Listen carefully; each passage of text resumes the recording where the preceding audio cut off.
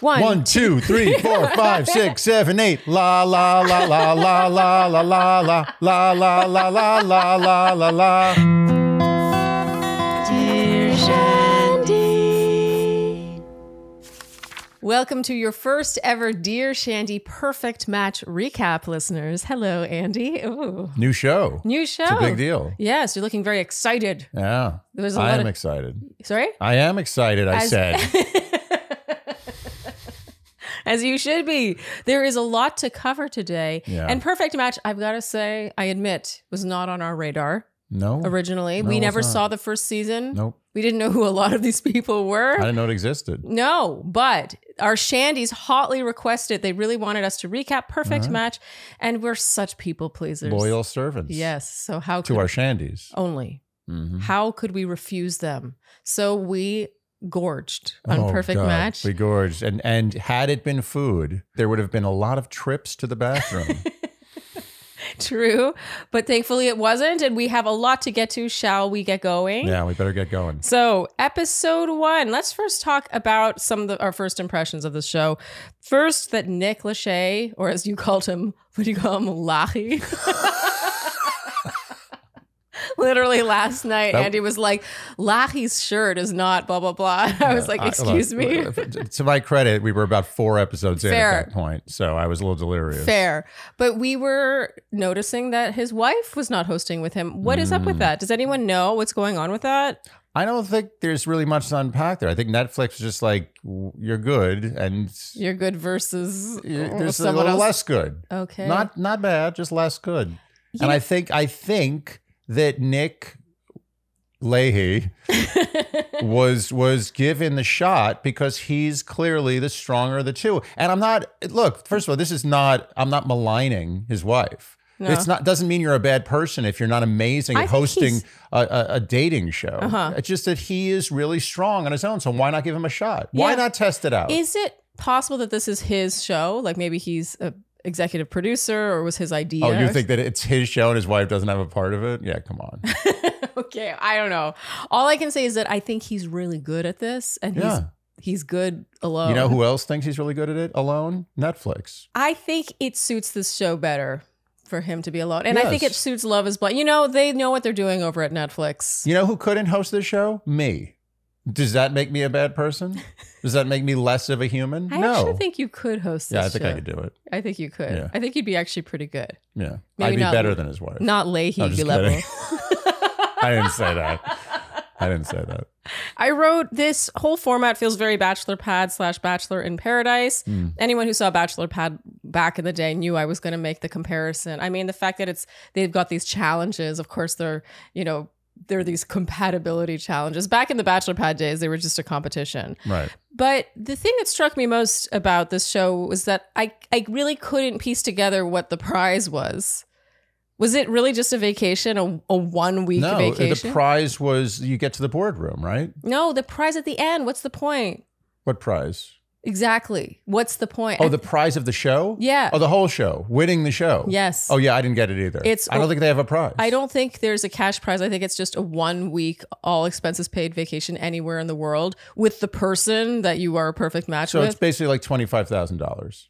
That's the prize. You know what they realized, I think? They realized, like, you know what? It's Instagram. We don't need to pay these people. Yes. Why are we paying these people? No, you're on Netflix. Yeah, like the prize, like people are like, oh, I want to go on Perfect Match because I want to win that prize. Yeah, like anyone's thinking that? No, it's not Survivor. No, it's a dating show where if you get on the show and you do well to some degree, you are going to have a business. Yeah. If you want it. No, it's true. It's just sort of shocking, I guess, because there's really no guarantee that, of course, it's Netflix. Of course, they're all going to end up with, I'm assuming, in the high 6-figure Instagram follower count. Yeah. And if you think about a prize on a show like this, typically it would be like, let's say $100,000.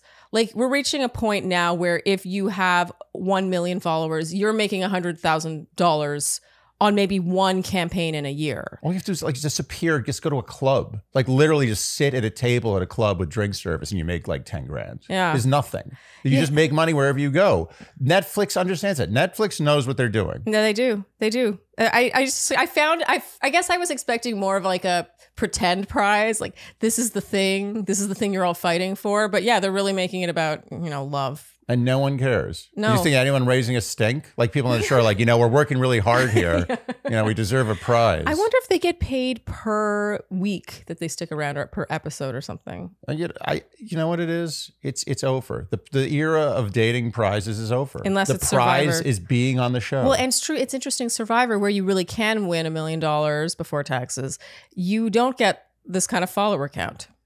You don't. And you know what else? The sad part is if Survivor didn't have any prize, literally $0, just like an achievement award, like a plaque, people would still come in droves to apply for the show. Oh. They're giving the prize because they feel bad. Oh, and they started like, out we're doing putting it. you through a starvation, misery, hardship, like, you've never seen before. We feel bad. We're going to give you $1 million because to them, $1 million is nothing. It's nothing. Okay, what Netflix said? There was a meeting. There was a shareholders meeting in the boardroom. Yeah. And someone raised their hand like, we have a new strategy this year. And they're like, ooh, because everyone wants the stock to go up. That's all they care about. Yeah. They don't care about these stupid shows. They just want the stock to go up. And someone said, the new strategy is we don't pay out money. It's love. It's just love. We don't pay any prizes. And they're like, and they show a chart and it shows that the stock goes up like 2% because of that. And everyone's like, oh, bravo. And that guy got a promotion. That's it. Okay. That's how it works. Okay, so let's get to these contestants.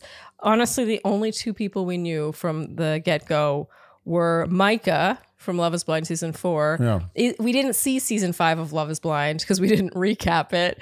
And so Izzy kind of fell through the cracks for us, although he seemed nice. Yeah. And the other one we knew was Brighton from Squid Game Challenge. Yeah. Sort of a random. Andy, you said, oh, this asshole.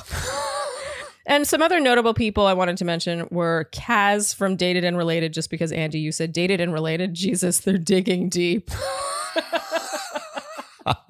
What is dated related? Is it dated people who date each other and they find out they're related? Like, I guess that's the surprise. I feel like they based a show on the name Dated and Related just to get people to watch Dated and Related. But I actually think they just come on with their siblings or their cousin or whomever, and then they date people So together. in other words, just people in the same family date other people, not their own family. Yeah. That would be probably not good for TV. And then there's a Harry Jousey from Too Hot to Handle. Lots of buildup around this guy. I kind of enjoyed knowing nothing about him. I not only enjoyed it, but I felt some sense of pride that I didn't know who he was. Yeah, apparently the one person I kind of do know is Francesca, just through the Netflix universe. And so I guess he's one of her exes and she's one of his.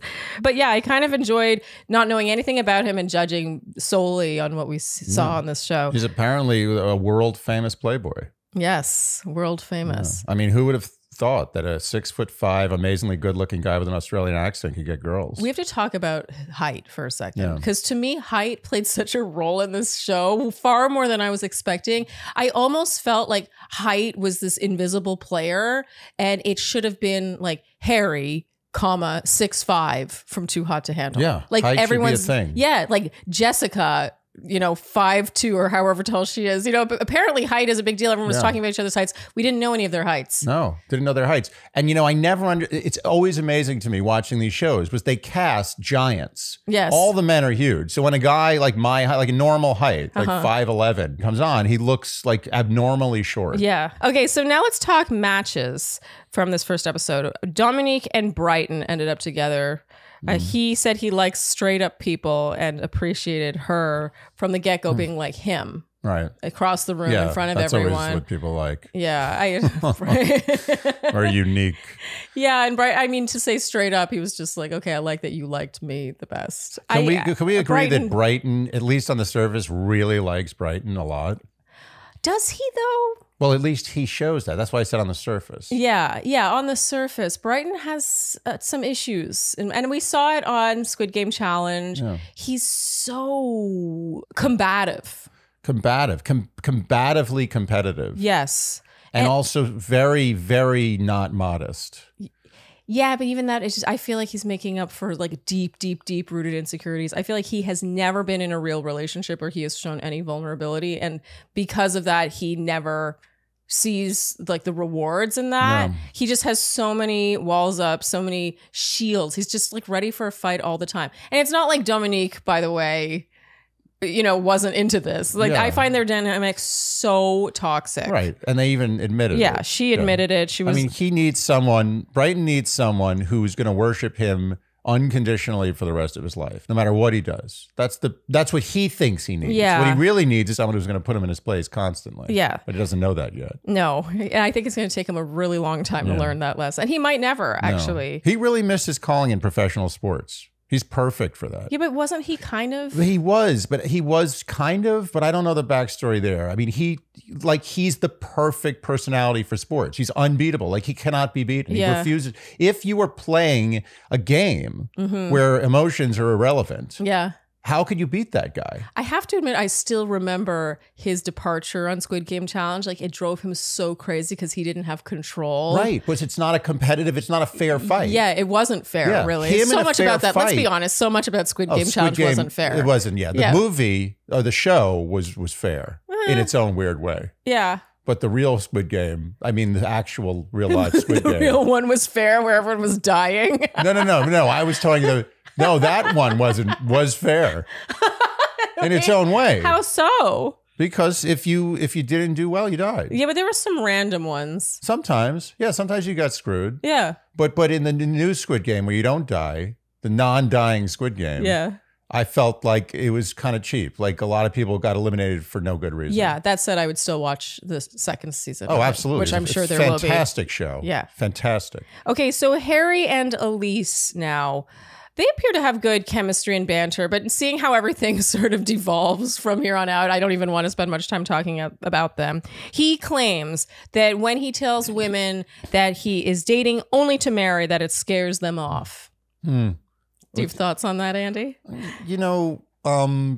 This guy, Harry, doesn't strike me as someone who's dating to marry. Is that a joke? I feel like it's a little... He's talking a little too much. We always talk about show, don't tell. He's telling everyone how much he's dating to marry.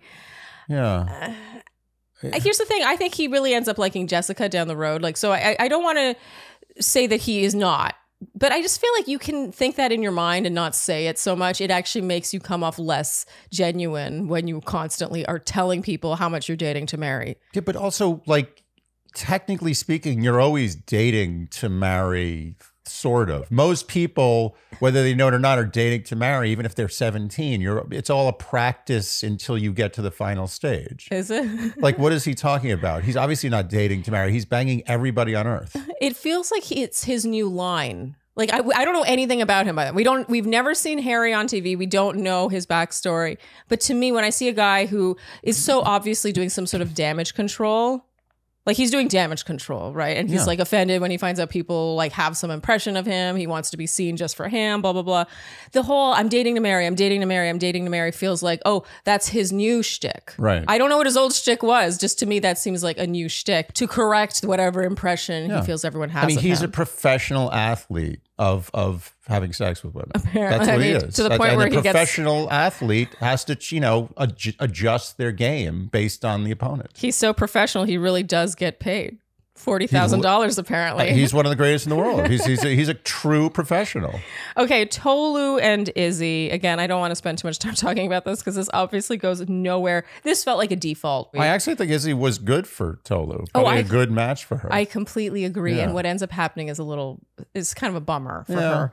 But we'll keep going. Kaz and Xanthi. This obviously doesn't last. They relate over having no particular type. Their exes all look different. I relate to this. Yeah. My exes all look different. It's good to not have a type. I agree. Personality type you can have. That came up a lot in this too. It's like, oh, he's my type, she's my type. It's like they're all such slaves to their type. Yeah, what does that even mean? That's very superficial. Yeah, and also what about a person? I don't want to be all like, oh, it's what's inside that counts. But it's like, oh, she's my type. Like, oh. Yeah, like, oh, well, that's it then. Yes. I mean, why not let your type be determined by the person you meet? I mean, gun to my head, I have a type, but I met you and I didn't know you were my type. Yeah. Okay.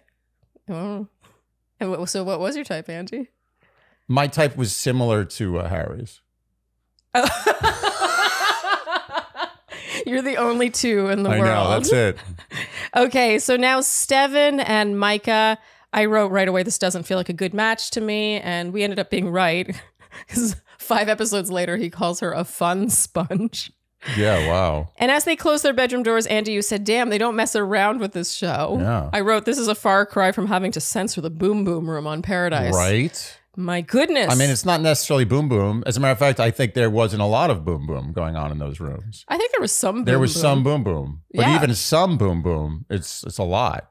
I mean, that's a lot. Oh, of I boom mean, they boom. just met. Yeah, it's very fast. Were we clutching our pearls? I felt a little. I was a little offended. You know, it was such a far gone conclusion that even the night cam footage, it would just be thrown into a montage. It's like, oh, they're making out, they're doing things. It's like, There was no weight put on it. No. It was just like, oh, you just met. You decided to match for whatever reason. Yeah. And now you're going to go have sex. yeah, And, or and no one cares. at least hook up in bed. Yeah, hook up in bed. Yeah, and and no it's- one cares. No ceremony. No ceremony. No build up. Just like that's it. It's such a non-event that the footage of it is just casually thrown into a montage about other things. Yeah.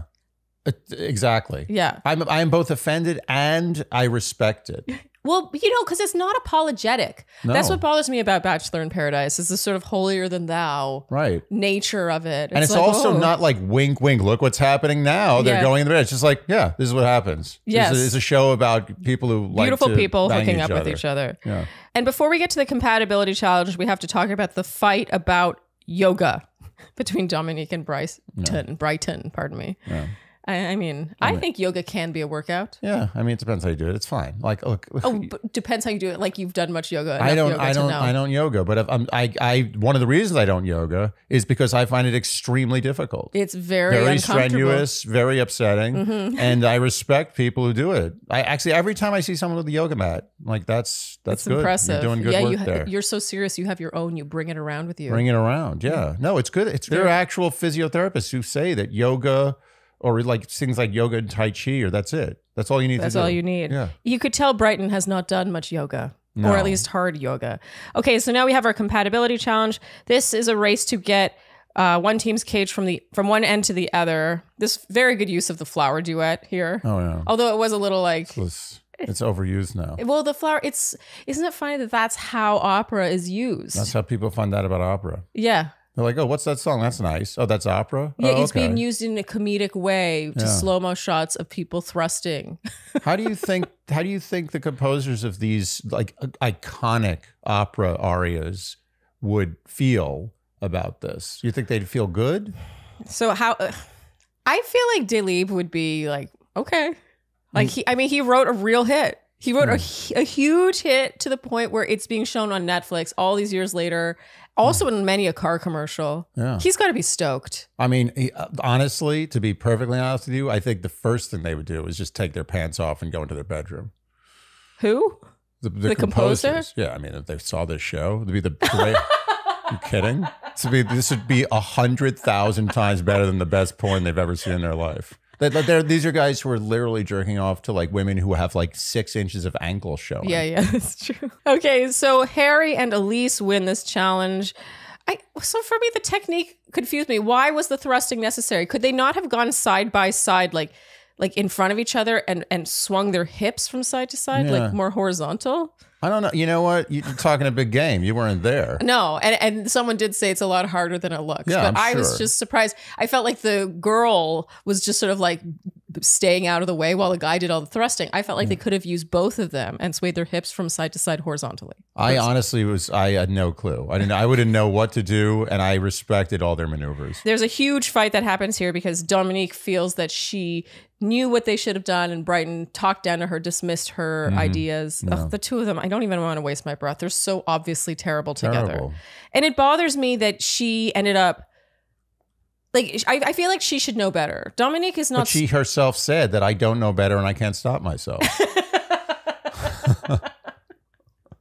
It's true. Dominique She's is the one who smart. says to Dominique, you should know better. Dominique is a smart woman, except with her picker. Well, there's a lot of people like that. Yeah. A lot of very smart people are terrible in relationships. Terrible It's a pickers. blind spot. Jenny Kane, Jenny Kane, Jenny Kane, Jenny Kane, Jenny Kane, Jenny Kane, Jenny Kane. Andy. Shh. Jenny Kane, biter, you're insane. That was worth the wait. Oh. Yeah, you really had me on the edge of my seat there. Oh, good. All those pitches. Yeah. This is very modern. Taking it to the woodshed. Avant-garde. Thank you. So Jenny Kane, one of my all-time favorite brands, they understand the art of less is more. And I think that is summed up very nicely by the fact that I still to this day only own a couple of Jenny Kane pieces, but they get so much use in my wardrobe. They are worn with so many different pieces. I mean, I'm once again wearing my cashmere cardigan by Jenny Kane in oatmeal. And once again, it goes with my outfit. It's honestly ridiculous how versatile my Jenny Kane pieces are. And how well made they are. And how they're never going to really go out of style. Oh, it's timeless. You can base a piece of clothing on how many uses it's going to get. Yes. So if you spend a certain amount of money on a sweater, you got to divide that amount by the number of times you wear said sweater. Yes. Jenny Kane understands that with less is more comes quality. You have fewer things, but higher quality, fewer More things. wearability. Yes. And lest you think, I know I'm always wearing my Jenny Kane cardigan, but lest you think it is only winter sweater things, it's not. Their summer stuff is so cute. I have been eyeing and refreshing and shopping around. There's a couple things that I will be adding to my cart shortly. Their summer stuff is so effortless, so versatile, and so understated. Understated elegance. The best kind. Yes. Overstated elegance is gaudy. Correct. Thank you. You're welcome. So find your new uniform at jennykane.com. Our listeners get 15% off your first order when you use code dearshandy at checkout. That's 15% off your first order at jennykayne.com using promo code dearshandy. Let getting dressed be one less thing to worry about. Embrace your summer aesthetic with Jenny Kane. So now Harry and Elise have their date. This is basically her seeming apprehensive, and as we learn later on, rightfully so. And now we're in the boardroom, our first time ever seeing this very high-tech boardroom, Andy. Impressive. We still didn't know who any of these newcomers were, but the big talking point here is Dom. From season 1, he was a season 1 winner. He's a candidate here, and of course they want to set him up with Tolu. Andy, you said, I love how it's a given that it didn't work out. Meaning, yeah, he's single now. Yeah, of course. Why wouldn't he be? But I gotta say, bringing us to episode 2 now, on this date, Tolu and Dom, we immediately really liked him. Yeah. Like, shockingly so. I have to admit, when I saw his photo, he's a season 1 winner. You know, we saw footage. I was like, okay. And then when we saw his first confessional in this season, right away. I was like, I like this guy. Dude. Yep. And I immediately, I'm going to say it. I know what you're going to say. I'm the Canadian in the room. I was like, I think this guy might be Canadian. Yeah, that's what it is. When I see someone and I'm like, the package seems different. Yes, he surprised us. Surprised us, almost invariably Canadian. Yeah, he just didn't behave the way he looked. Yeah. He looked like he was going to be much more arrogant. Yeah, cares a huge amount about his appearance, Yeah, more very flamboyant. flashy. Yeah. Kind of cocky. Yeah, he wasn't cocky. Yeah, he was no. actually self-deprecating. Self-deprecating. Yeah, he was really, he surprised Yeah, us big in a fan. good way. And they seemed to have chemistry, but I just felt like they were two high energy people who were spending time together, in my opinion. Yeah. And Dominique and Chris, this was forced. Yeah. The only talking point was really his hair and the fact that he looks like Prince Charming. A notable moment in this episode is Izzy tries again with Micah. And I actually thought he did better this time. So the first time in episode 1, he seems to know all about her. And he's sort of fanboying over her, and it's awful. That's awful. And he's like, so how are you doing? And she's like, well, you seem to know everything about me already. God. The thing about reality TV is it's I don't think anyone on reality TV likes to be fanboy or girled over by anybody. I don't think anyone ever wants to be. But particularly reality TV, because they know that they're not like necessarily talented. They're not like great artists. They were just on a TV show. So it's like sort of, if you have any shame, it hurts a little bit. Okay, that's a big caveat. If you have any shame, I'm telling you right now, there are a lot of people. There are people on reality TV who like being fanboyed and fangirled over. Yeah, you're probably right. But I gotta say, I don't think it works romantically. No. I think it works for maybe a hookup. It really, for a woman, having I mean, for anyone new to Dear Shandy, if you're coming just for perfect match, I was on The Bachelor a long time ago, and let me tell you, if a guy tried to pick me up, can you imagine? I love your work. You're so amazing on The Bachelor. Do you want to go out? It was like, it repulsed me. It was so gross. Yeah. It was not a turn on. Yeah. So this was a good move that he changed his game. He was talking about Steven for Micah and said, he's not for you, and looks her dead in the eyes. And I was like, oh, is he? Yeah. Pulling it out. Strong move. Couple drinks in him. Yeah, except then Micah only wanted to talk to Kaz. Yeah, that was sad. that was well done. The music. It was good, the music. That brings us to our matches. There is a wife swap. So Steven and Xanthi now and Kaz and Micah, they just switch it up. There's a lot of talk around this like it is so shocking, but I actually... It seems like the right thing to do. Yeah. So it should happen all the time on that show. Right? It felt very natural. Yeah. Everyone was in agreement. There were no hurt feelings. Yeah. No one was wounded. I mean, why not do this more often? Yeah, it's a perfect swap. Tolu and Dom now, this wasn't surprising that she would choose him over Izzy. He is so kind about it, I've got to say. Oh, yeah. He really lets her off the hook. Yeah. And I just thought he was a class act. Like Izzy, I found his game pretty painful in the first episode. I think he tried a little better with Micah in the second episode. But in general, it really felt like this was not Izzy's environment. No, he's a little too normal, maybe a little too classy. Not the right spot for him. Too much shame. Too much shame. Yeah, you could smell it.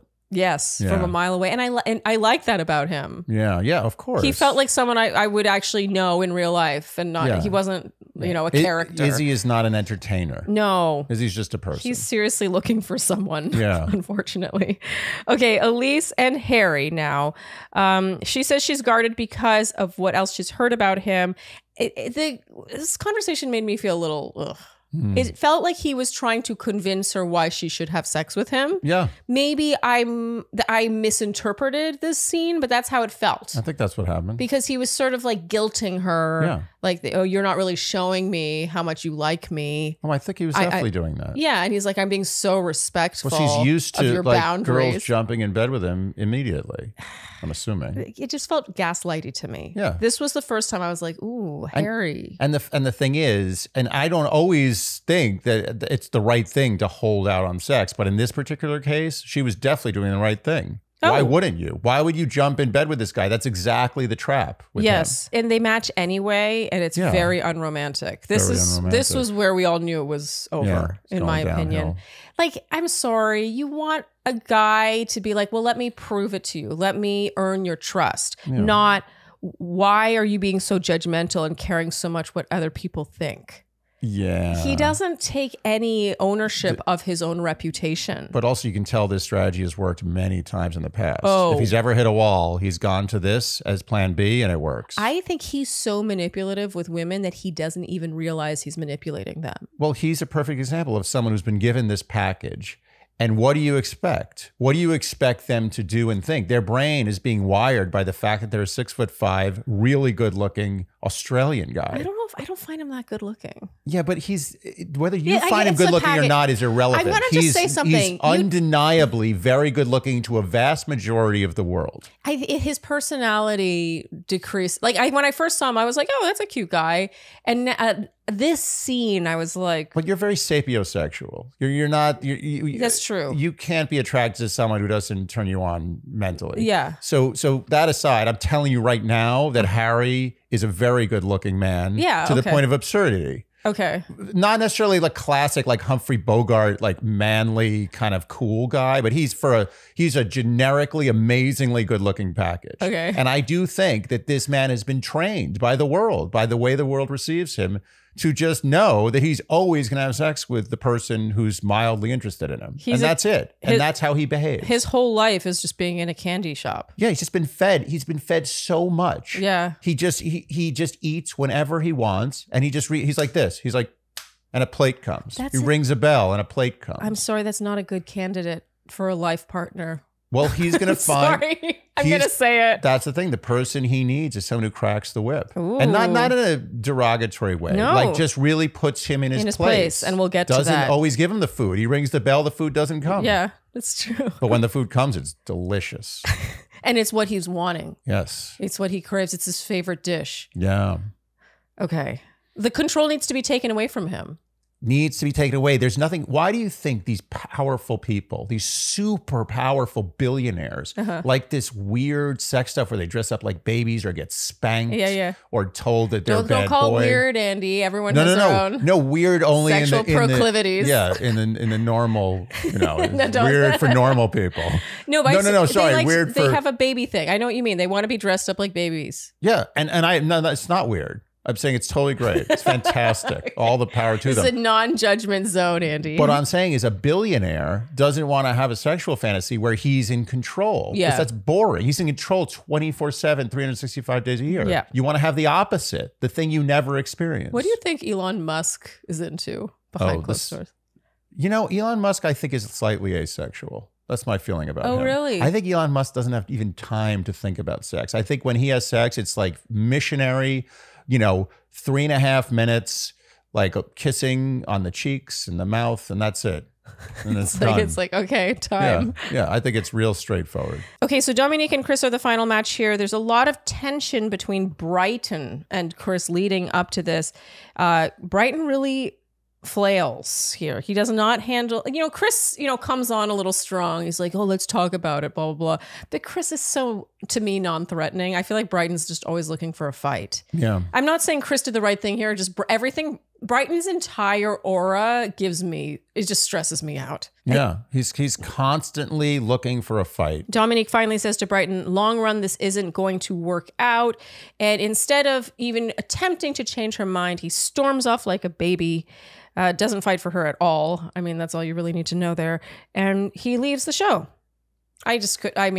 Good riddance to me. Apparently he comes back, but Brighton just, but that's what they want. They want Brighton delivers what Brighton delivers. That's his package. Yeah, but he really, I don't know. It's for my personality. I watch Brighton and I'm just like, get off the screen. Like, he doesn't entertain me. He just makes me feel stressed. But it also makes me stressed about Brighton, because Brighton's clearly working through some issues that are not nearly close to being resolved. Yes. And it would be nice for him to try to start working on that more diligently. Yeah. And you have a feeling he's not going to. Yeah. And it's just going to keep kind of getting worse and never going away for the rest of his life. And that stresses me out.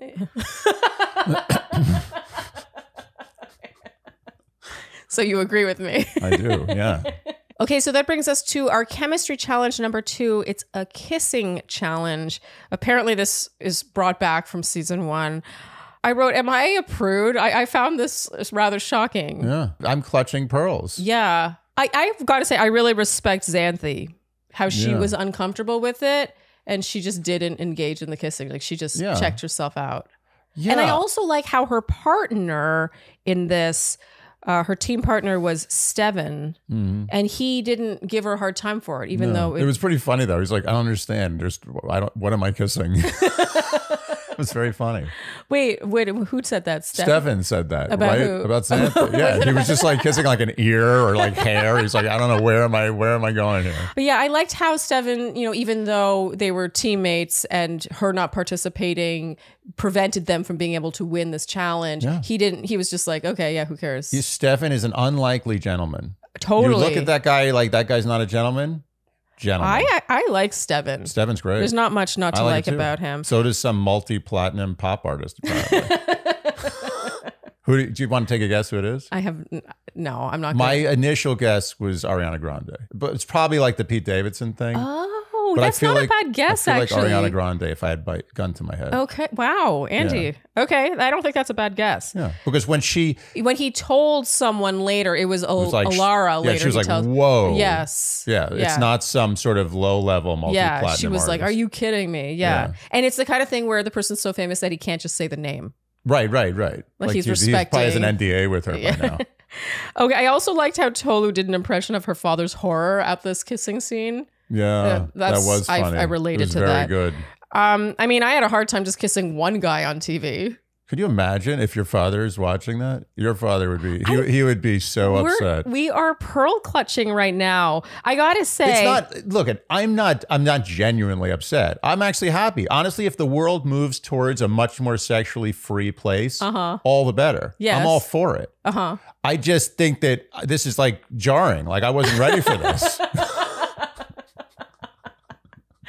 I gotta say, I enjoyed the results. Yeah. I enjoyed the whole scene. Like I'm playing all prudy. I just was I just didn't know what to expect, Can and I tell I you was something? shocked. I think this was, despite the clutching of the pearls, this is one of the best competitions I've seen on all of reality TV. I agree. I loved it. The results were really fun, particularly when Tolu and Dom, their scoreboard, she rated him really poorly and he rated her really high. I actually think that's when Dom sort of lost the sheen for her. Yeah.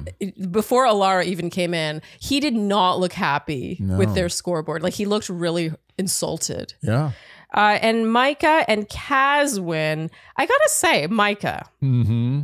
Yeah. Micah's an interesting, she's such good TV. She is. I came into this show thinking I was going to dislike Micah, basically. I came in with bias as well. I did not like her on Love is Blind. No, she was sometimes fun, but most of the time not. Yeah, didn't like her. She just had like kind of mean girl energy sometimes, depending on who she was with. And we just really despised her friends, her real life friends. Her real life friends sucked. I didn't like, no offense to her real life friends. Well, maybe in the they're scene, wonderful they seemed people. drunk. In the scene, they it was seemed the terrible. alcohol. But yeah, I did not like her, did not like anything about her. So I came in with a heavy bias.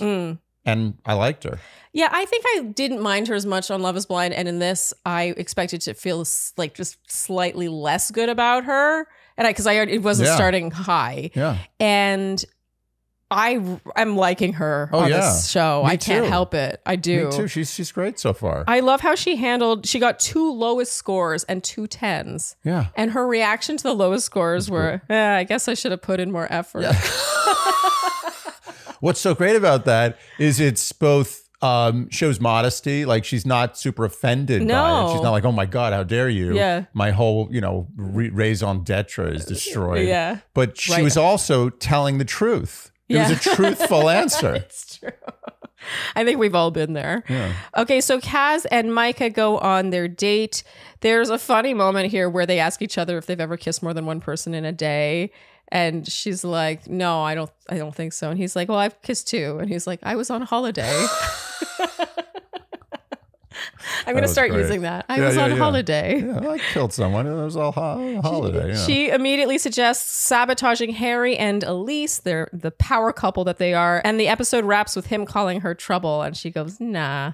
Micah, she's good TV. She's entertaining. Maybe she needed to get her TV legs under her with Love is Blind. Well, here's the thing about Micah is she's not really a protagonist. No. She's never a protagonist, but she's entertaining. She's not really a villain either. She's somewhere in between. She lurks in between. Yes. And that's what makes her interesting. Oak Essentials for dewy, hydrated skin.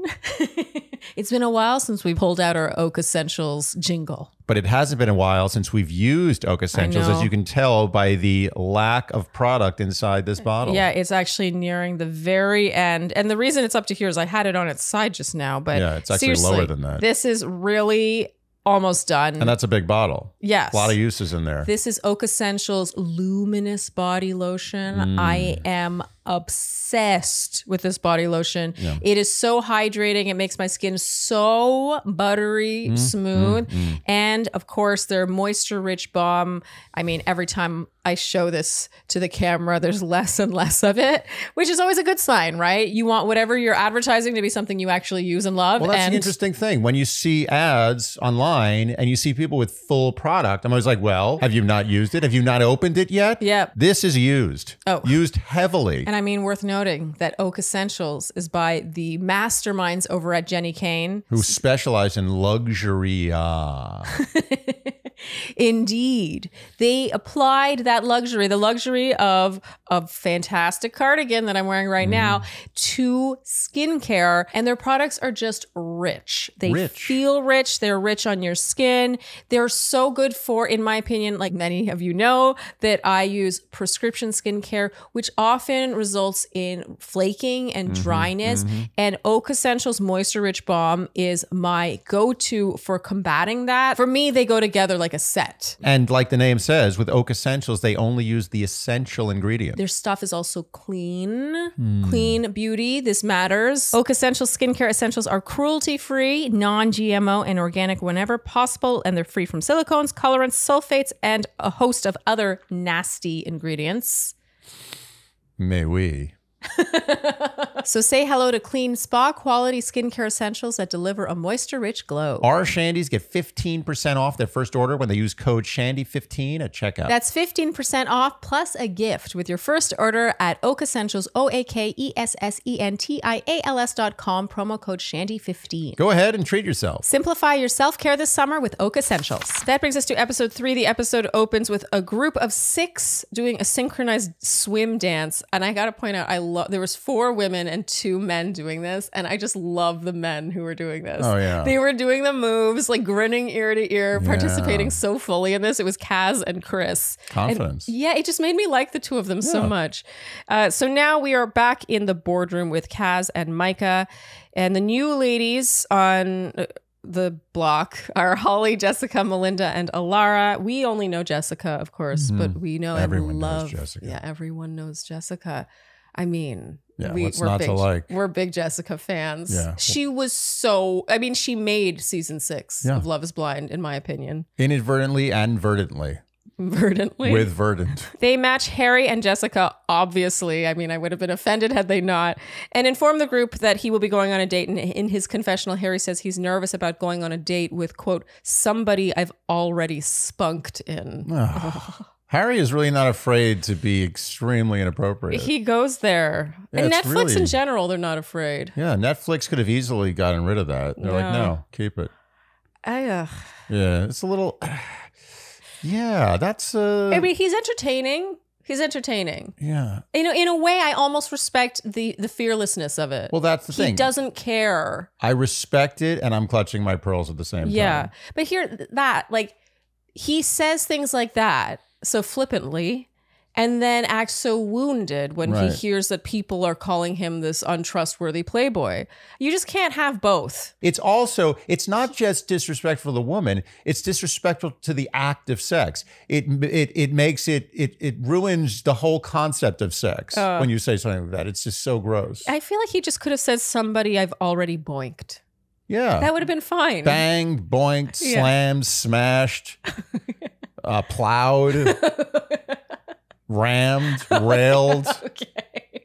Wow, so many of them work. Raw dog. Okay. Pushing it. So Steven is set up with newcomer Alara, who is lovely. Lovely. We are big Alara fans. She's lovely. Super high energy. She just seems like a fun time. Yeah. Like a girl that guys want to spend time with, women want to be friends with. Like I like Alara. Yep. What's not to like? Nothing. Yeah, nothing. Nothing's not to like. Nothing's not to like. They seem to hit it off immediately. And now, Harry and Jessica's date, the chemistry. I mean, we were all looking forward to this. Yeah. I have a thing for watching guys' first impressions of Jessica on any of these shows. It's just so Well, we fun. got robbed of the first impression from, I forgot his name. What was his name? Jeremy. No. Jimmy.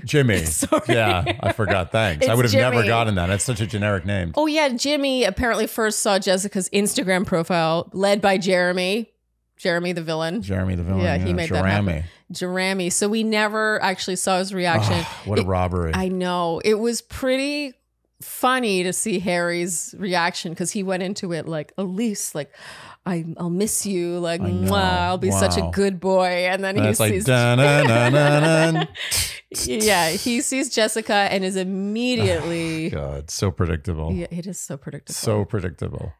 I mean, I kind of like them together. Is that I do. weird? I mean, look, they're meant to be. They're meant to be because he is attracted to Jessica's and Jessica doesn't take shit. Jessica doesn't. But not in an shit. annoying way. No. In a very reasonable and intelligent way. What I love is even when she's in a position of, quote unquote weakness.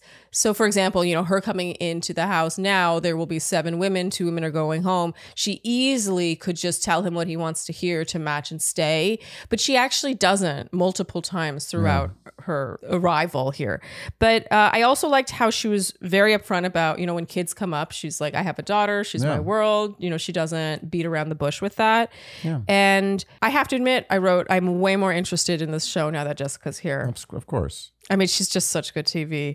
Notable moments back at the house now. Dominique and Chris, he comes up to her and is like, so tell me how you are with your bisexuality. Oh, God, Chris. Oh, What is he thinking? Oh my goodness. I mean, get that man back to Chippendales. Oh. I mean, he is just, he's out of his element. Yeah. And I think Dominique, I don't know if I necessarily agree with all her reactions to everything, but in this, I was like, yes, you have a right to be annoyed. It was just such an icky question. It didn't feel like he was trying to get to know her. It just felt more like he wanted to know how that could benefit him in the bedroom. Yeah. Yeah. It felt very passé. Yeah. His stock really plummeted. Yes. When he said that stuff. And now Elise and Harry chat. She confronts him about having heard that he referred to their relationship as more of a friendship. And he says he's looking for his wife. They haven't progressed. He really enjoyed being her friend. Oh, God.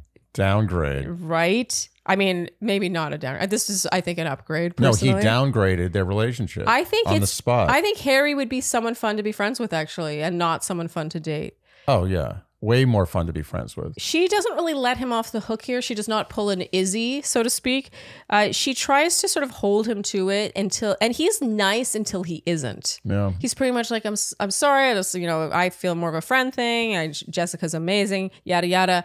And she won't let it go. And then he's just like, okay, well, he kind of is like, okay, well, off, more or less. Yeah, I think he's the kind of guy who's like, if you're going to make this easy on me, I'm going to be nice. Yeah. The second you make it hard, I'm going to be mean. And to be fair to Harry, and in all these situations, sometimes the way Harry ended this is the right way to end something like this. What you don't want to do is sit in the middle. Yes. You don't want to be like, oh, you're the greatest thing ever. You know, I don't know. This is so hard for me. Because then what you're doing is you're creating too much hope. Yes. You need to be clean one way or another. It's either like, I love you and I'm staying with you, or like, this is not happening, like, goodbye. And sometimes that has to happen. For like a 5-year relationship, maybe not. But for this kind of thing, absolutely. Yeah, but I do think that he could have displayed a little bit more patience. Like there was no concept of him putting himself in her shoes of being hurt like her. Like she said multiple times, how would you feel if I did this? And he just wasn't able to empathize with her in that way. Well, he did say I would feel like crap. I mean, yeah, but then he didn't treat her like someone who, if he were in that position, would feel like crap. It felt more like he was just trying to get to the end of the conversation. He seemed, as you put it last night, Andy, inconvenienced. He was inconvenienced. Yeah, he wanted that to go real smooth. She's like, I understand. This is the show. Go do your thing. Yeah. I totally get it. And when it didn't go that way, he was like, okay, well, plan B. Now I'm going to be hard and cold and not nice. And to be fair, I think he's been through this so many times that he saw the way, like, you know, a great athlete sees 5 plays ahead. He saw that this was going to be a long pulling of teeth. Yes. And he said, you know what? I don't have time for that. I don't have energy for it. It's probably going to be harder on her in the end. So let me just cut this clean. And I agree. It wasn't nice. Yeah. But what was the alternative? She would have been strung along, right? I don't know if she needed to be strung along. I think there's a happy medium where he could have laid down the law, but still just sat with her longer, comforted her longer. You know, I do agree. She wasn't making it easy for him. I admit that. And I don't think that's necessarily the right move for her, honestly. I don't think that raking him over the coals here was going to get her much. But I just think that for his own sake, patience is something people should develop. Right. And it felt like he had none. He had found someone else he thought was prettier, hotter, more his type or whatever. He wanted it instead. And suddenly his patience for her, it's like she wasn't even human anymore. That was a turnoff for me. I completely agree, but understand your enemy. Harry is Harry. He's always going to Harry. No, and that's fair. She is the one who didn't heed the warnings also going into all this. But also she should be proud of herself because she really in the end won. Because she didn't sleep with him. She didn't sleep with him. Yes. Harry was going to harry her no matter what, whether it's on the show, at the end of the show, 3 weeks after the show, 6 months after the show. She's getting harried. Yes. No question. So she got the upper hand. She never gave it away. So she should have walked away with pride. Say, this was always going to happen. Let's face it. She should have been like, oh, duh. This is totally. Harry. Yeah. But I didn't sleep with him. I don't even think she gave him much of anything. Yeah. I mean, Elise is a very likable. Yeah. Elise, I got to say, though, is not as wild as she advertised can I tell you herself something? to be. People who say they're wild, never that wild. Yeah, the way, at least when she was first introduced to the show, she's like, I seem all innocent and, a certain kind of way, but I'm actually crazy. I don't know if I find Elise that crazy, but I say that in a good way. Like, I like Elise. She seems smart. She's adaptable. She seems like she's got a lot of friends. Not crazy. She's and likable. You know what? Crazy people don't talk about how crazy they are. Fair. So now we have our matches. Micah and Kaz are still together. They laugh about what troublemakers they are together. Jessica and Harry. She puts him in his place a bit here when, she's like, well, I'm hearing a lot of things about you and your reputation. Right. And he says, and while I do think this is a bit of a cop-out, I do also think it's true. He says he imagines the girls have friendships with each other and they don't want each other to leave. Right. I mean, that's an elephant in the room here. It is a factor. Yeah. I'm not saying I agree with everything Harry's doing, but it's true. He's both wrong and right again. Yes. Harry's often wrong and right. Yeah. Jessica now calls him out on taking accountability for, his, like I said earlier, his reputation. She doesn't let him off the hook, but eventually he wins her over by being so committed to her. And Elise and Chris now match strategically. They were friends. She's the reason that he was brought in the first place to go on that date with Dominique. And she wants to come for Harry. And that's our cliffhanger. Oh, Dominique and Xanthi leave. Right. I wanted to see more of Xanthi. Yeah, but I also think Xanthi wasn't fully cut out for this show. Yeah. She had a little Izzy in her. It was a little too normal. Yeah, a little too normal. I would have thought Xanthi was the one for a while until she left, the one you would have gone for, Andy. We'll get to that at the end. Well, yeah, she was in the running. She was? Yeah. Okay. All right. I like Xanthi. Yeah, me too. AG1, drinking in the morning and then you're done. Very nice, Andy. It's true. AG1, we both drink AG1 every single morning. And then we're done. And then we're done. We're done with our vitamins and minerals and various supplements, probiotic, superfood ingredients. Instead, with AG1, you just do a scoopful into a glass of water. You stir it. I personally add ice. I turn mine into a nice drink in the morning. What an upgrade from standing in the kitchen, popping various vitamins and minerals and different pills. It's not only an upgrade, but it makes you feel better. I don't know if you've ever done a lot of pill popping in the morning on an empty stomach, but let's just say it doesn't end well. No, it doesn't feel good. No. But with AG1, I only feel more energized. I am honestly in a better mood. It makes me more regular. We've talked about this. No question. In fact, when we travel, we never travel without our AG1 travel packs. You know what? From now on, I'm not making jokes about this anymore. It's too serious. The regularity that AG1 gives me is not funny. It's disrespectful to joke about it. Well, you say this having had issues in the past. I've had issues. I travel now with confidence. I used to travel terrified. Yes. I'd be like, here it comes. Or here doesn't it come? Yeah. Here not, it comes. Never does that happen. No, because with AG1, we take it every morning. And with the travel packs in our hotel room, we're mixing it. Never fail, rain or shine. We were taking it in Australia. We've taken it in Seattle, any time zone. Can I be honest with you? The trip to Australia and New Zealand was almost ruined by the fact that it didn't feel like a vacation because I was so regular. You know what's funny is we've actually gotten comments from people being like, okay, I caved, I tried AG1, and you're right about the regularity. Nothing makes me happier than giving someone the gift of regularity. Correct. Plus, did you know that 70% of our immune system lives in our gut? 70? 70. Wow. The gut is everything. So it's easy and so satisfying to start your journey with AG1. Try AG1 and get a free 1-year supply of vitamin D3K2 plus 5 free travel packs with your first purchase at drinkag1.com/dearshandy. That's drinkag1.com/dearshandy. Okay, so episode 4 now. Chris. Wow. He's a buffoon. He is. He's endearingly buffoonish. Yes. He sits down Dominique and Xanthi and apologetically breaks the news that he's matched with Elise. And Xanthi's like, why am I here? Like, I'm matched with someone else. Yeah. And he's like, oh, well, it's just because you're the other person that I might have been interested in. Yeah. Mm-hmm. He's on his own planet. But endearing nonetheless. Endearing nonetheless. Our matches continued now. Steven and Alara okay, this is an interesting scene. Okay, so Steven is struggling because he likes Xanthi, but he really likes Alara, and he goes up to Alara and asks if she's matched, and she says no, and he says, give me 30 seconds. He then goes to Xanthi, says he needs to explore this connection with Alara. It's not necessarily better, he says. He's very careful, but he needs to explore it. And then he pulls her, and then they match to the tune of Dom watching on. We'll get to Dom and Alara in a second, but I gotta say, I really thought Steven, he pulled it out here. This was so impressive. Yeah. He went after what he wanted, and it was really attractive. Mm-hmm. It was very solid game. Yes, solid game. He's like, are you matched yet? Give me 30 seconds. He risked it all. He did. And I got to say, as a woman, if you're kind of on the fence, like even if Dom's more your type, I see why Alara ends up making the choices she makes. You want someone that's like, there's no question, it's you. Dom, okay, so now let's get to Dom and Tolu. So he, I think, does this right. He tells Tolu that he wants to explore. He's normally loyal to a fault. He doesn't want to do that here.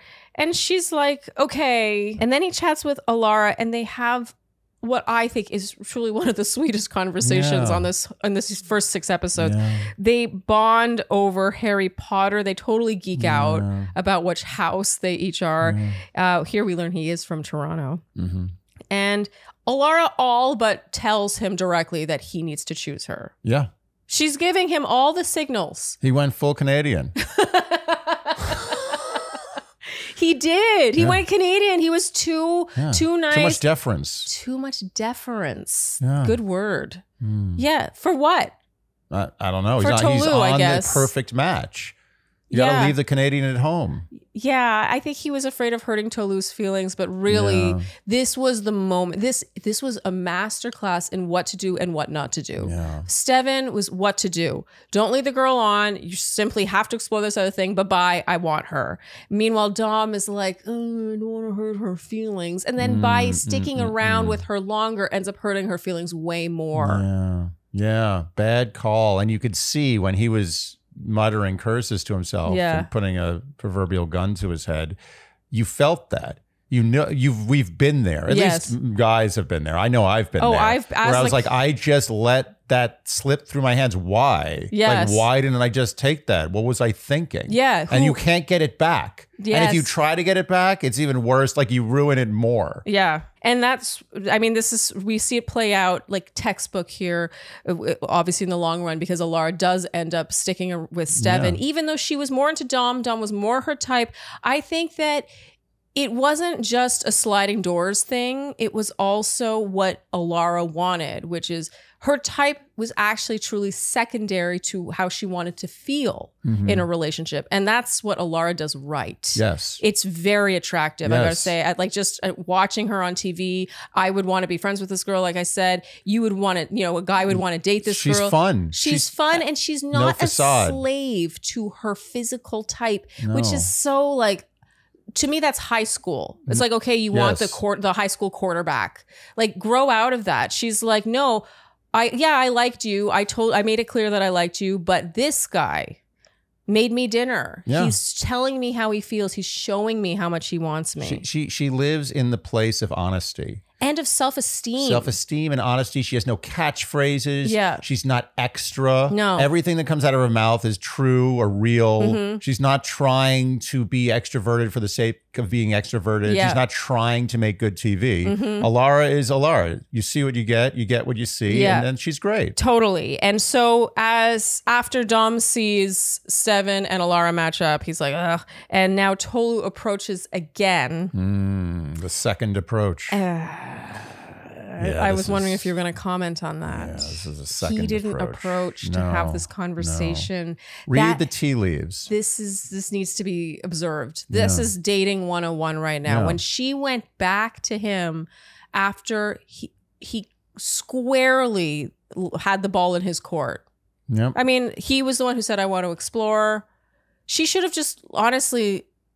I truly think she should have just left sooner than she should have gone and reapproached him. Yes, leaving is often the right thing to do for yourself. And the reading of the body language, the tone, he wasn't making eye contact. He very unenthusiastically is like, okay, well, yeah, I guess we should match again. Right. And she's like, yay, she's really into it. She's so happy. Yeah, back in. And this is on both of them because I feel Dom, I mean, he played it all wrong. And then I get that I get that he wanted to stick around. I think, people might want to give him a hard time for this, for leading her on. But I think that a lot of people would do what he did in this position, like stayed with Tolu just to stick around on the show. Dom's politeness has bit him in the ass. Yeah, he's one of those people that's polite to the point where it makes him look like a dick. Yes, that's what I'm saying. It's come full circle. His politeness has now become dickishness. Yes, and we have to, again, Tolu was not paying attention. She was blinded by, she kept talking about this first date. I'm sorry, a first date often does not represent what a person is, where the relationship goes, how they actually are. It's ridiculous. That's always the worst, is when someone's like, even when someone goes back to a time when you said, I love you, like you told me you loved me. Yeah. Okay. Is that like a signed contract that, like by law? Like people's love changes all the time. As a matter of fact, most of the time, someone who says I love you no longer loves that person at some point in time. Vast majority of time. Yes. Yeah. You know, in these shows in general, this is a general rule of the show and in relationships. This is the golden rule in my book. Okay. Know when to go the other direction. Yes. Like when we've gotten a puppy now. Yes. And one of the early lessons I learned, the most valuable lesson in having a young dog is when they run off, let's say there's a loud boom or you lose their leash or something, a car crashes and they start running down the street. Don't chase them. Run the other way. Yes. You run the other way, they'll chase you. Yes. It's the most pure animalistic form of game. And it works at the human level as well. Yeah. And if the person doesn't chase you, that is what you needed to know. Yeah. Then get another dog. You don't need that stupid dog. Let it run into traffic. Anyway, I totally agree. I think that Tolu, the ball was clearly in his court and she should have just let him come to her. We all saw the writing on the wall when she did that. Yes. So now we have our compatibility challenge 3. This is where Leahy reads fun facts about each of the contestants and they all have to guess who it is or who the fact belongs to. Turns out Elise has broken 19 bones. She's got a condition. You think so? That's not normal. Oh, but she's a skiing instructor. So maybe that's it. Maybe she's not that great an instructor. Maybe she's too risky a skier. But a good instructor. I think she was probably competitive level or something. Yeah. Harry has made $100,000 in 24 hours on OnlyFans. That's a great achievement. Up there with the great Nobel Prize winners, science, mavericks. I have to admit, I'm curious as to what it was that he did, but not enough to Google it. So hopefully a Shandy will know and they can just tell us in the comments. Who used to own a cage to put women in? And this was Steven. What I like about him is he has this reputation of being so bad boyish, and this is rather shocking. But he was like, no, I got it for this dog. And then it just became this thing. I didn't get it with the purpose of there's something rather sweet about him that doesn't jive with, all his tattoos, his bad boy image. His rough exterior. Harry here also claims he was offered $40,000 to have sex with someone's girlfriend. So he's making good money doing God's work out there. What was funny is one of them was about, who got engaged to someone because they were rich. Yeah. And it was Jessica. And I actually really enjoyed her confessional where she was so honest. She's like, why wouldn't I end up with someone who can't provide me with a life I can provide for myself? Yeah, very honest. It was so honest. And I just, something about the dichotomy of that and then hearing about these unique ways in which Harry makes money. So Dom and Tolu win. He doesn't look very happy about this, I gotta say. Like, I was watching his face because I was curious. I was like, okay, well, you just want a nice date. You get to go to the boardroom. This is good for your game. But I actually feel like Dom doesn't care about winning. What are they even winning, right? I really think... He's already won. Yeah, I think he really is there for love. Well, he realized that winning doesn't really do get him anything for you. So their prize now as they go on this date where they make Mexican food. It's honestly, though, this was a painful date. Yeah. It was painful because, well, Andy, you perfectly described Dom's mindset going into it at the time because you said you'd been there. Mm-hmm. Do you want to share? Well, it's that thing where you know it's over and you know that the person you're with doesn't know it's over and really likes you and wants it to keep going. Mm-hmm. And you're kind of going through the motions through these fun things that ordinarily would be fun. Mm-hmm. But they're extra painful. Yeah. Because you have to sort of put on a smile while you know the inevitable is going to be terrible and you know you're not happy in the situation. Yeah. It's a very bad feeling. Yeah. You would rather be at home alone doing nothing.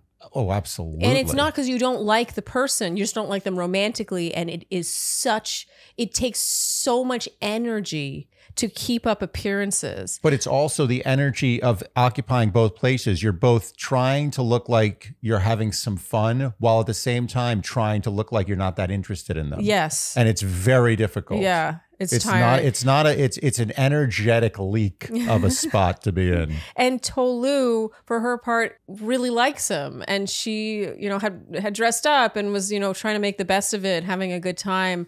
And it was just like, I feel like to everyone except her, it was obvious that he was no longer there with her. You could even tell from the eye contact. The second the eye contact went down, it's over. But she really wasn't picking up on it. And I think she really was blinded by not only that first date, she kept talking about that first date, but also her impression of him. I think that she can, her reaction to it being Dom, it's Dom.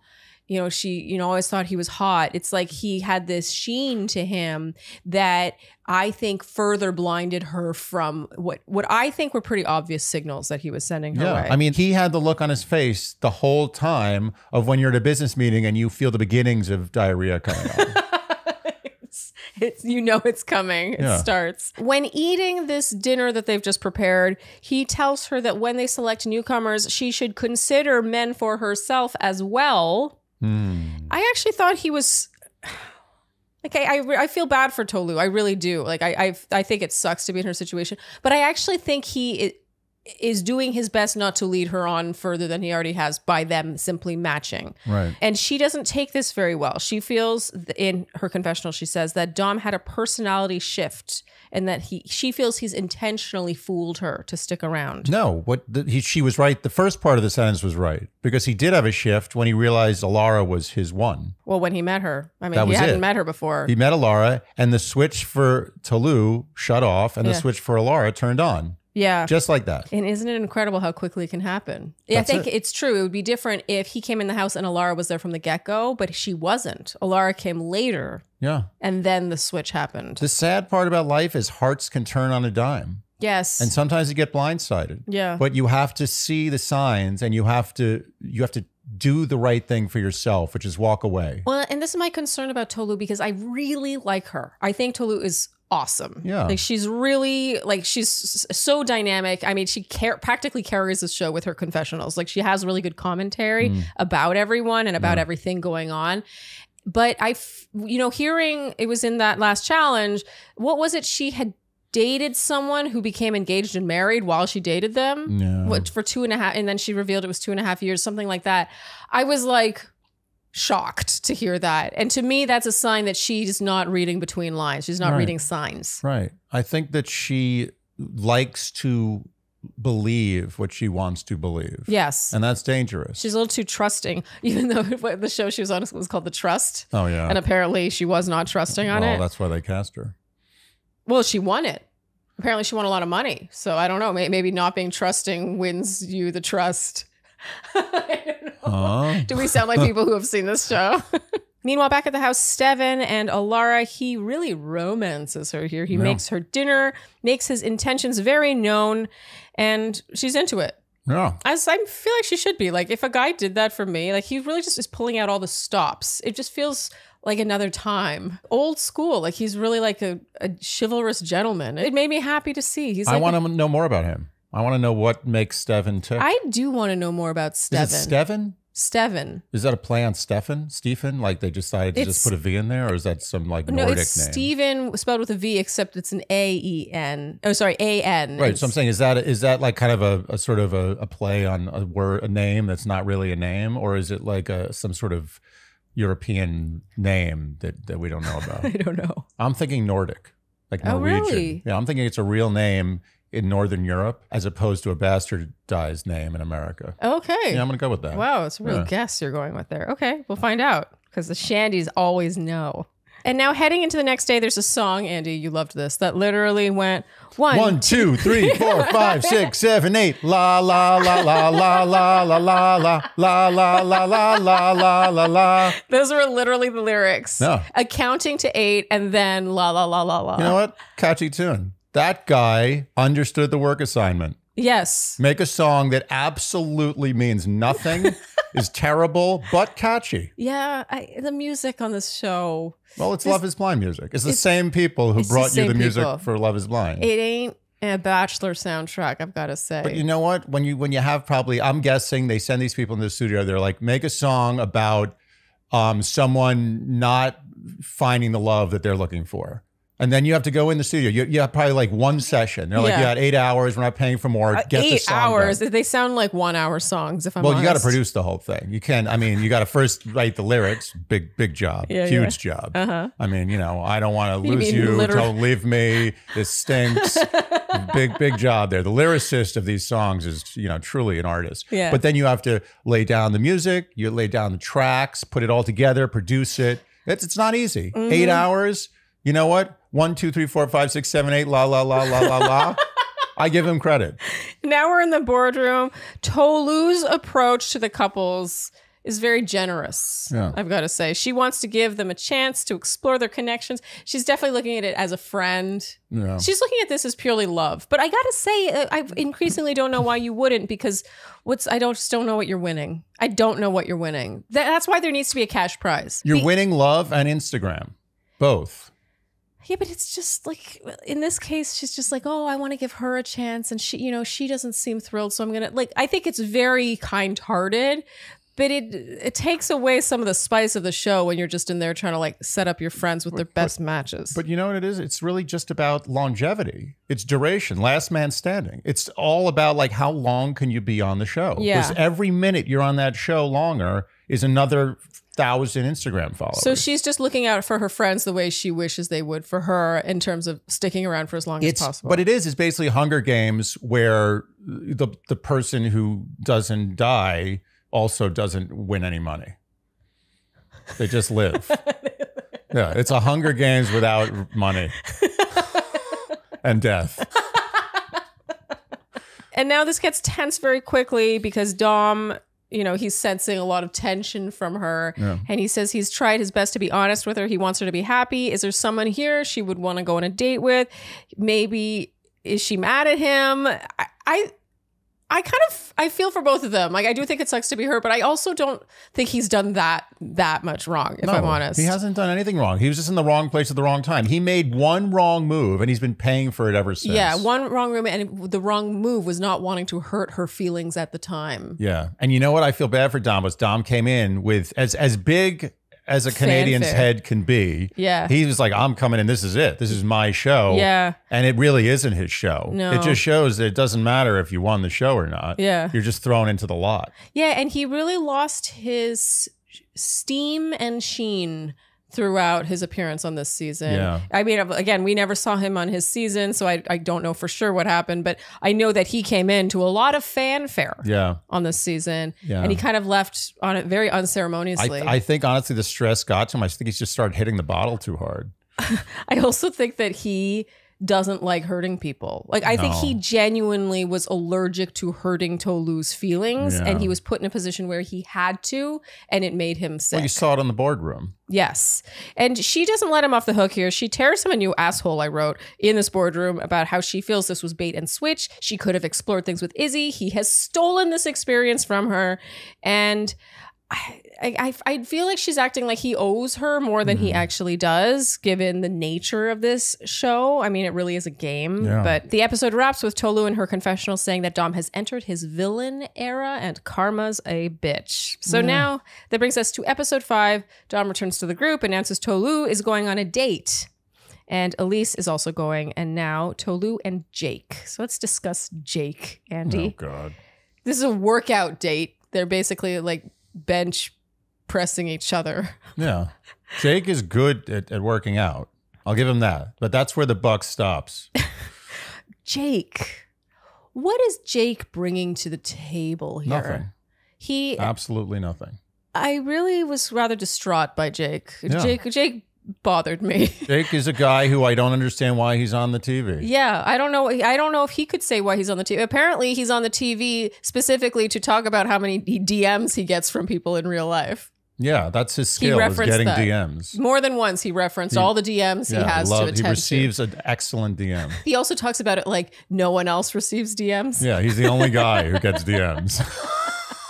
I really found his lack of proactivity to be very unappealing. Yeah. And I love this about Tolu is how quickly she picked up on it. And she's just like, ugh, a man. She's like, I cannot stand a man who just sits around and just waits for things to happen for him. He rolls up with a black tank top and he basically expects to be a spider, except he hasn't spun a web. Yes. He's just sitting on the sidewalk waiting for bugs to come to him. Yes. No, that's not how it's done. Yeah. And I think he talk about arrogance. I got a lot of arrogance from him. Just this sort of entitlement. For what?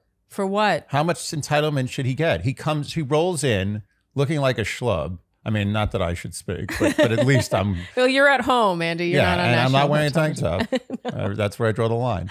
But he comes in looking not like he's really trying to impress, and then just sits there. Yes. It's like, come on. What, don't you like this? Isn't this good? I get DMs. What more do you want? Yeah. Elise and Justin, newcomer Justin. My goodness. Oh, Justin. Oscar Isaacs. Yes, that's who we decided his doppelganger was. Yeah. I also liked how no one really knew about him. Like I had never even heard of Surviving Paradise. And that sounds like kind of more of a survival show, in my opinion, which is cool. It's just so different from like the Too Hot to Handles of this realm.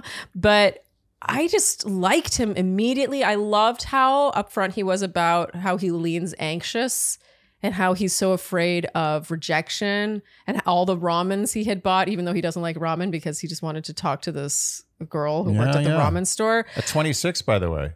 He does not seem 26. 26. He seems 10 years older. I mean, it's not a looks thing. He just behaves like someone 10 years older. Justin, big fan. Yeah. And I like this pairing because at first I thought, oh, Elise is going to eat him for breakfast. But actually, Elise is more of a chameleon in terms of her personality than I think she even realizes, or maybe she does realize it. But the way she was so much more like edgy with Harry. And she matches energy. Yeah, she does. And she's actually got a really soft, demure side that I think comes out. And then the edge comes in like as she gets to know him with Justin, with this like really sardonic sarcasm they have with each other. It's very lovely to watch. I just love this pairing. Absolutely. She really came out on top. So now in the evening, there's a sort of truth or dare game involving Chris.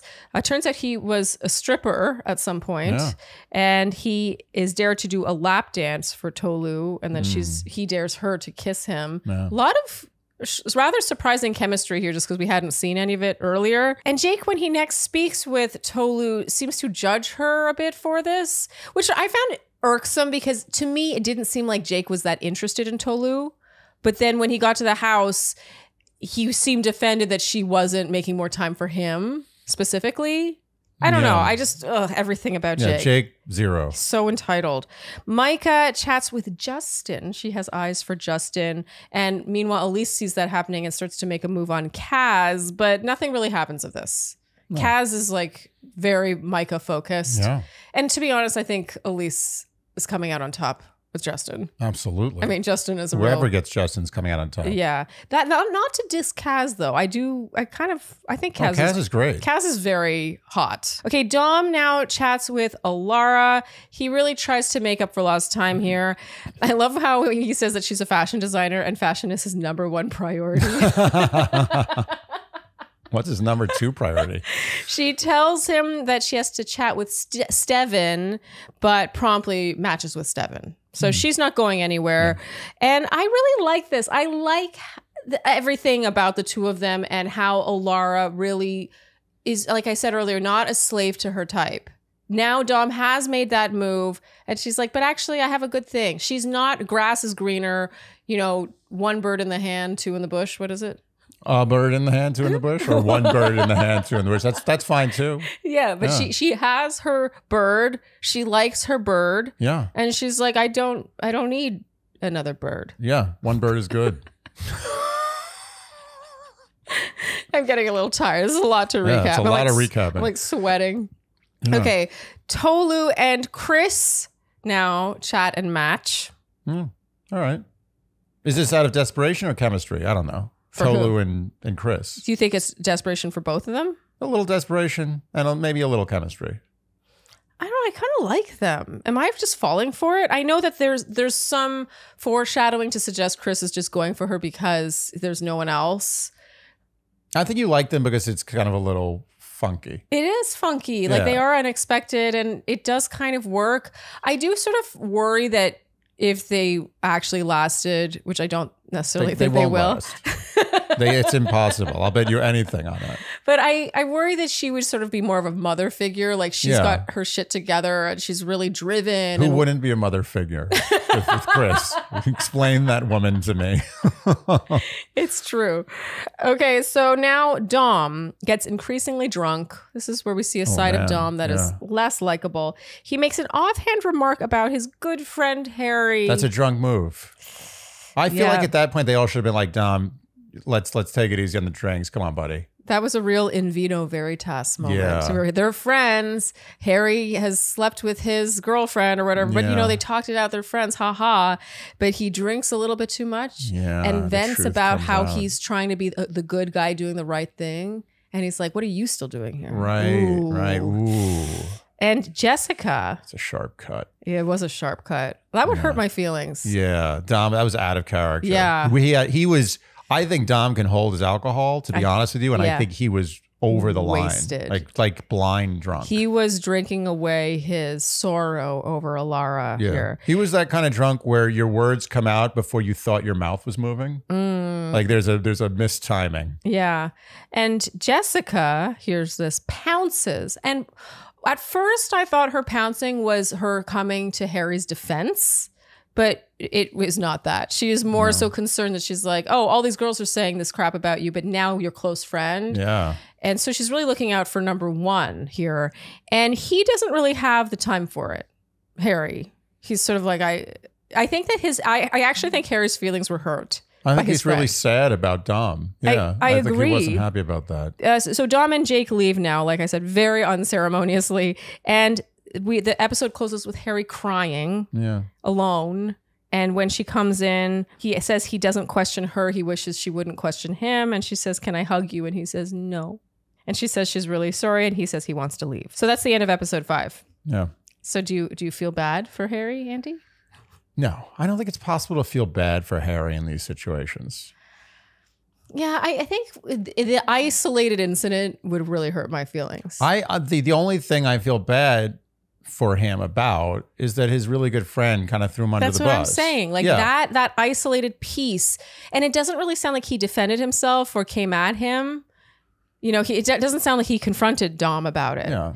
But I don't know. That would hurt my feelings. I mean, it's hard to feel bad for the richest man in the world when, his stock goes down 10% one day. It's like, it's a difference between 50 billion and 45 billion. I don't know. I don't know if I can feel bad for Harry in these circumstances. Fair. Okay, so that brings us to episode 6. Jessica and Harry chat in the morning.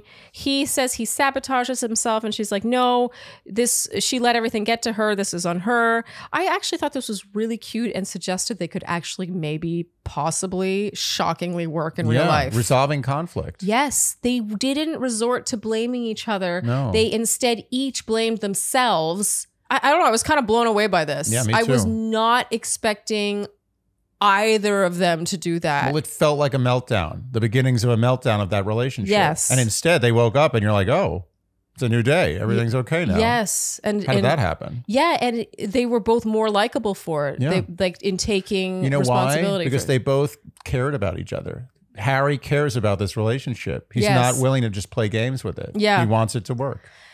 I know it's weird to say that, but I do actually believe that. Okay, so now compatibility challenge number 4. They have to transport their 5 balls from the water into their respective baskets. And this was pretty fun. You know what also I liked about this? What? Not a single joke about balls. They showed restraint. That's something Bachelor in Paradise would not do. There would have been 6 or 7 ball jokes in Bachelor in Paradise. And it would have been like da da da da da da that's the best you over can and come up with? over and over again. Yeah. Yeah, no, you're right. This show, it's amazing how a show that is so obviously trashy in some ways shockingly shows, Netflix. dare I say, class. You could do it. You could say it. I don't know if I can. You can say it. I'm gonna wait till the very end. It shows skill. There's a craftsmanship behind the production. Self-awareness. Yes. Yes. And even down to the fact that I do appreciate this about the format, how the contestants are the ones to bring these other people in. Like they are sort of stirring the proverbial pot themselves. Right. Meanwhile, on a show like Paradise, you're like, oh, what is, someone's fake suitcase doing here? Right. They're It's so letting the stupid. show breathe. They're letting it, you know what they're letting? It's like a restaurant where they just let the ingredients sing. Yes. They don't have to make it so fancy and interesting. They're just like, these are amazing ingredients. Yeah. We've done a little bit here and there. Here you go. Enjoy. Yeah, we're bringing on really beautiful people with really big personalities who all really want to be on TV. Go. Yeah. Go. Let's see where this let's see where this goes. Let's see where the stew cooks itself. And the result is a lot more excitement because they are bringing on people that actually interest them or who they know each other in some ways better than the producers can know them, right? Yeah. So whenever someone's in the boardroom and is like, oh, I know that person, they would be good here. Yeah. They would be a good addition to this group. They know. They're given more trust. And then from there, the odds of people betraying each other go up, which increases the entertainment value of the show because the people have been curated so much better. The producers of this show are really good at working with what they've got as opposed to trying to create something that's not there. Yes. Like with Paradise, I think that they try so hard to pigeonhole certain contestants into certain roles. And like, it's just so much puppeteering that you can now see it from a mile away. And it just feels like we're past that point. It's like production is now this other contestant in the room that we're all like, oh, God, again? Right.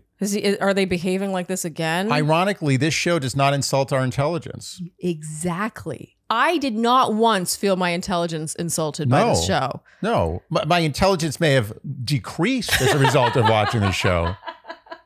But not insulted. Not insulted. Okay, so Alara and Steven win this challenge and they go on a date. It's so easy and fun with them. They are cute. Yeah. And they now go to the boardroom where they put Chris on a date with newcomer Melinda.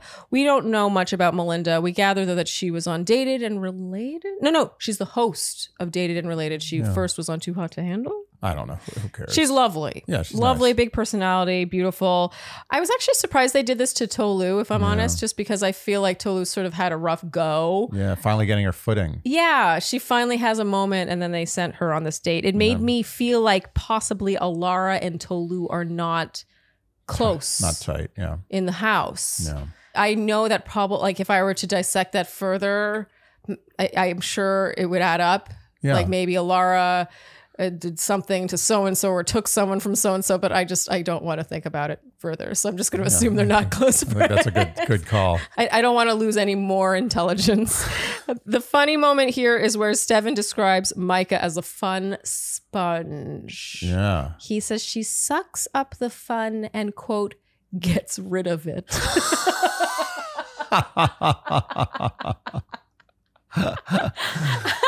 I didn't know where that was going to go. It's like a fun sponge. Yeah. That sounds fun. Yeah. But it's not. It was, I like Steven. I like him too. And I lot. did not think I would. You know someone is quality. Well, that's assuming our taste is good in people. But you know someone's quality when you go in with bias and they win you over. He's actually just sort of like a cool, nice guy. Like out of all the people in this cast, he would be top 3 for me for just hanging out. Honestly, he's a throwback. He's like a 90s gentleman. Yes. He's someone who would be in like a high school emo band. Totally. About having a crush on a girl who doesn't like him back.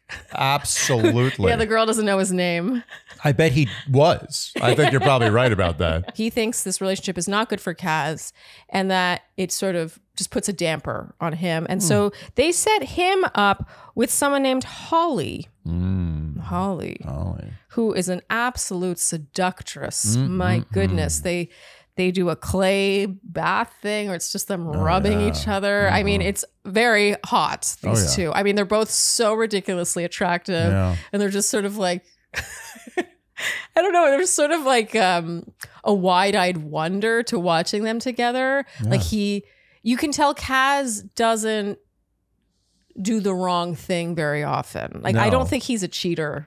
No. He felt like this was a bad thing. Yeah, he was doing a bad thing. He was doing a bad thing. It felt naughty. Didn't it? Yeah. It was, and she was so seductive. Oh my goodness. I mean, and he's not on holiday either. So Chris and Melinda's date, meanwhile, good chemistry here. It turns out that when he was on Dated and Related, he would comment about how good she looked. Like he sort of had a little mini crush on the host of the show, on which he was a contestant. Yeah. That said, I don't know if I found these two to be compatible beyond that. No, I agree. Like it felt like she's so, I don't know, Melinda's so like on. You know what I mean? Like she's so on. It felt like oil and water. This was not a thing. Yeah, and I think that he's a little more like dopey. He's a dope. In an endearing way. He's a totally endearing airhead. Yes. I love him, and he is exactly what he looks like. So now in the evening when the newcomers come in, Tolu and Micah understandably feel pretty threatened by these newcomers. I my heart sank for them a bit with like they spent so much time getting ready and like putting together their hottest looks, and then these two shiny objects come in. I felt this. Like I felt bad for them. Yeah, but that's the game. You know what's interesting about it is it really shows that you cannot beat novelty. Newness. Newness, always. Newness is the most coveted. Well, that's the magic. Factor. That's the magic of a great marriage, is that you can somehow overcome the desire or the temptation of newness. Yes. You can always desire newness. Yeah. But if you can keep the temptation at bay, that's a marriage that's going to last. Yeah, and prevent familiarity from becoming monotony. Right. Familiarity can never compete with newness. Yes. Ever. So if you can somehow find that gear where you're like, you know what, this is familiar and I will take this over newness every chance I get, then you have a great marriage. That's it. Everything else, forget about everything else. It really boils down to that. Okay, so Micah tries to talk to Kaz. He's not very committal and she's growing concerned. Chris and Tolu now match. I thought this was really sweet. He says he had a crush on Melinda. They had fun, but he didn't feel the genuinity. I'm going to use that word. Was it genuinity? Genuinity. I have to say, I do have some fondness for Chris. Absolutely. Yeah. I want to hear more words like that. Only from him. Justin and Elise rematch. I love these two together. He says in his confessional that what they share isn't all about looks, and there's a lot more to them than people might assume glancing at them. And he says that they're basically in an elderly nursing home together. Yeah. It's nice. I love their dynamic. A lot coming from a 26-year-old. I'll tell you, this guy. And he brings out a impressive. way better side in Elise too. Like Yeah. she gets to flex She that relaxes. that side of herself that wants the back and forth, but without all the confusion and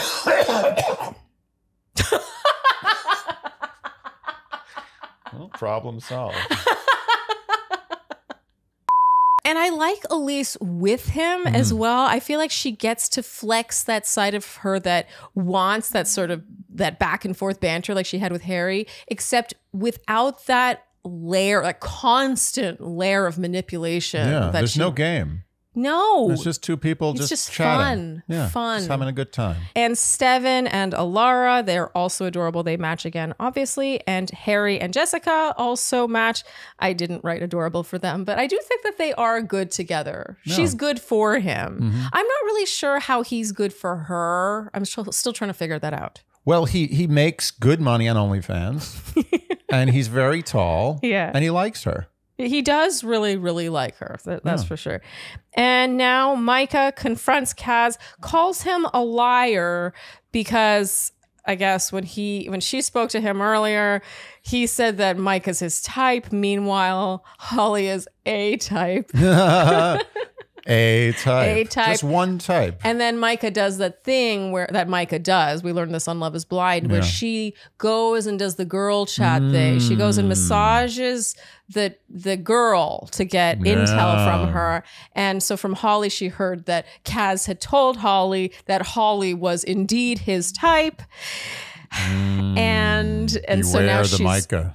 she's calling Kaz a liar here. Yeah. All Something right. about all the talk about types reminds me of Singles Inferno. I don't know if anyone here has watched Singles Inferno. I love Singles Yeah, you're a big Inferno, fan. but they talk a lot about type.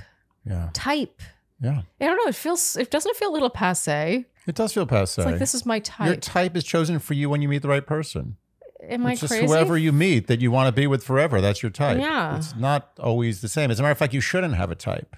Because a type cubby holes you. Yeah. And I also think too much stock is then put in, oh, he's her type, she's his type.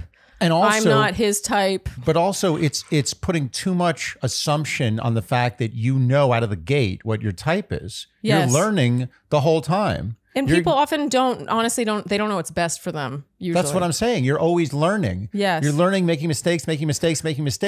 What makes you think that you know your type from the beginning? It's fair. Who are you to think that? Totally. So yeah, Micah calling Kaz a liar is our cliffhanger. So Andy, do you think that he will choose Holly or stick with Micah? He's sticking with Micah. Yeah, I agree. I think that he's super tempted by Holly, but Kaz gives me good guy vibes. Me too. I feel like he's going to not want to hurt her. And I Yeah. think Micah is not afraid of a little guilting. Although, what a bad move, accusing him of being a liar. What was up with this? That just didn't seem like a strategic move at all on her part. I mean, if he does choose Holly, which is a possibility, Yeah. I'd say it's like 20%. Yeah. It's going to be because he's not happy about being called a liar. Yes. She really, I think, She screwed gave herself. him, this is a mistake that happens on a lot of these dating shows. They give an invite to betray them. Yeah, they Instead give- of just being like, okay, we're all human. Things happen. I trust you. You're Yeah. good. It's just like, you're a jerk. Oh, okay, fine. Bye. Yeah, she actually would have been better served to use honey, I think, with Kaz. And she's lucky that Kaz is the kind of guy probably who will take the stick and still stick around. It'll be interesting to see. We really don't know enough about him to know what he'll do. Like, I haven't seen him on his show. It was dated I don't know. and related. Dated and related. So dumb. We're really caught up on that name. But I feel, based on what I know about Kaz, what little limited amount I know, that he would respond better to her being like, oh, I really missed you. If we're just talking strategy. I agree. You know? I agree. I think that usually works. Yeah. But he did not respond well to being called a liar. No. I don't really blame I him. don't blame him. Okay, so that brings us to the end of episode 6, Andy. Do you have an A game winner? We're going to bring over A game. I will then have best dressed, and then we'll have who would we go for? This is very difficult because this whole show is just a bunch of really good players. I mean, really, the question is who doesn't have game? And I know I have a couple. Okay. But everyone has game except for a couple of people. Tolu is not great game. Okay. and Chris is not great game. Uh-huh. But everyone they found else, each other. They found each other, yeah. But everyone else, everyone's got pretty solid game here.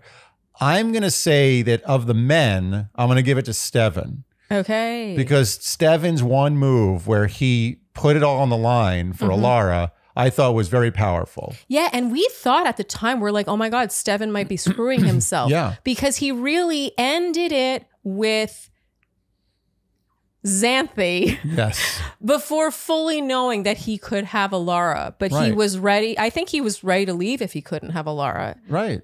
And that's honestly, game often is taking big risks. Yeah. And knowing enough of the playing field to understand that you're probably going to win. I mean, classic game. As far as the women go, this is very difficult. Yeah. Very difficult. But I do think that I have a runner-up for best game, and that's Micah. Okay. Micah knows how to play the guys. She's agree very with this. good. Yes. Very Except good. for the liar thing at the end, which I think she was a little drunk and feeling insecure. The liar thing, yeah. Yeah, Micah is better when she feels in control. Agreed. But the queen of game, I think. Oh, let me guess. Perennially. Jessica. Yes. Yeah. Like she came into this world with game. Yes. I mean, she's just unstoppable right now. Yeah. And she's got a package. Obviously, it's like she's got a slightly unfair advantage of the fact that she's basically Jessica Rabbit. Yeah. So, it's hard to separate the two, but she knows what she wants. Yeah. She knows how to tell people what she wants without being annoying or overbearing. Yes. And she knows how to pull away when she should pull away, and she knows how to come close when she's good. She's good. What can I say? I agree. This is really your segment. It's called Andy's A Game, but I really have to agree on all fronts, but especially on Steven. Yeah. We have to remember that Steven is not Alara's famed type. Right. Type. No. Everyone's type, this type, that type, his type, her type. He's not her type. She was not interested in him, and he won her over, and not using any kind of manipulation. Like he won her over by simply liking her the best. Yes. It's yes. so pure. Liking her the best and liking her the way she wants to be liked. Yes. And I will say this. There's a reason why I'm not giving Alara a game, because she could deserve the A-game winner, because she's not playing game. Yes. There's no game. She's just Alara. Yeah. She's just putting her best foot forward. She's happy. She's fun. She's honest.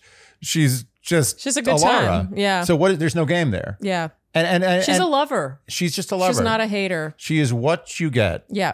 That's I love it. that. Okay. So now for my best dressed, I'm wondering if people are going to know. Do you think they're going to know? Let's see if you know. Can you guess who my best dressed is? Oh, let me think about this for a second. To me, it's very clear there's not even a close runner-up. Elise? Yes. Andy. Come a long way. Elise, her style, every single thing I see her wearing, I'm like, would wear that. I want that. Where's that from? Who makes that? Yeah. How do I have that in my closet? She has such great style. She has a unique ability to wear things that look vacation-y, but like she didn't just buy them for that vacation. Does that make sense? Yeah. She also styles them so well. She'll wear her hair back in a slicked low bun, or in a sort of braided ponytail thing, or just straight down her back. She wore this one sort of gold open knit set. She also had this cute like sweat set, like just hanging out at home. Right. She was wearing this amazing printed dark sheer shirt dress that was long and flowy that night that she and Harry were fighting, and he treated her, as she said, like a tit. Like a tit. That was great. tit. I love the British expression. know. I mean, there's nothing insulting someone with British. Yeah. There's no higher insult. Yeah. It's the best it gets. I want to adopt that one. You can adopt genuinity. Genuinity? And I want to adopt like a tit. It's the best. I'm going to use that. So yeah, Elise best dressed. And Andy, finally, that brings us to who we would go for. Who would you go for? Well, I would go for your best dressed. Oh? Yeah. Oh, I should have guessed. Oh, next time we're going to do a guessing. Well, it was close call between her and Alara. I feel like I could have gotten that. Yeah. I think I might have guessed Alara, though, if I'm honest. Alara, it was a close call, but I think in the end, the energy of Elise is more my style. Like, I feel like I could be like mellow with her. With Alara, I feel like there's a little more, like I have to always be a little higher energy, which I don't really want that. Yeah. No, Elise is more, I can totally see that. And she's sharp. Yeah. Sharp, smart, Super sharp. fun, honest, funny, good time. Yeah. Just almost too much. It's like too much of a good thing. Like with Elise, I feel like I could just sit back and just Oh, no, relax. I was talking about Elise. Oh, okay. Okay, well, they're both then both great. of them, they're great. They're both great. Okay, no, I totally sign off on this. Great. I agree. And I also, one more caveat. Yeah. Harry, the reason I don't give him a game is because it's not fair. It's like giving like a cheetah the gold medal in a human 100-meter dash. Well, yeah, sure, but I also don't think Harry has actually that great game. That's what I'm saying. It's not fair. He's a cheetah against a human. Yeah, but it's not fair. That's not even you're giving him too much credit. I think Harry is actually extremely manipulative. I think he uses manipulation. Wait, but isn't that game? Not necessarily. The goal, you want clean game. You want pure game. You don't want sullied game. I think there's a misunderstanding of what game is here. No, I think Steven is a perfect example of good game, good, clean game. Otherwise, then you're talking like the game, like the book about being a pickup artist and like negging girls and manipulating them to get them. That's not good game. That's just, I think that's manipulation. Yeah. No, I whatever. My point is that the man has got too many assets to be considered in the running. I think that he plays too dirty, in my opinion. It just doesn't matter what he does. He's 6'5". Okay. He's Australian. He's so hot. And he's hot. Okay. And the guy gets paid $100,000 to like read poetry on OnlyFans or whatever the hell he was doing. So do you want to guess who I would go for, or do you want me to just say? You obviously would go for Justin. Come on. Okay, you're correct. And the runner-up is Kaz. No. Wait a minute. Dom. No. Wait a minute. Hold on a second. What am I getting wrong here? Oh, Seven. Yeah. You wouldn't go for Steven. Yeah, I might. No, you wouldn't. You'd go for Kaz. No, Kaz is, okay, I think Kaz is the hottest guy there. Like in terms of looks, Kaz is like... And the British accent? Oh, he's so what's stunning. the downside there? He doesn't have a... Oh, I see. Not enough edge. Not enough edge. Like, pizzazz. He's got an... Je ne sais quoi. I don't know. I feel like after 6 episodes, I still don't really know who Kaz is. I see what you mean. And that to me... Not enough emo. Not enough emo, Not showing maybe. his cards enough, maybe. Like Justin won me over where he was like, oh, I'm like this. And I lean a little bit anxious. Yeah. I was like if there's something about that brutal honesty and self-awareness that suddenly I'm like, oh, you're this. And I like to know what I'm working with. Yeah. And Justin is the obvious person I would go for. I mean, he's very attractive and funny and smart and cool. But he's one of those, young, though. Too young for you. And he also, I think, doesn't know exactly how hot he is, which also makes him extra attractive. And Steven also. Meanwhile, Kaz, I think he does know how hot he is. So that kind of like diminishes him a little bit for me. Only on holiday, though. But I have my eye on Kaz. I'm still trying to figure him out. I'm really curious to see what he does in this Micah situation. I actually hope he goes for Holly. Me too. Oh, I want him to go for Holly. Yeah.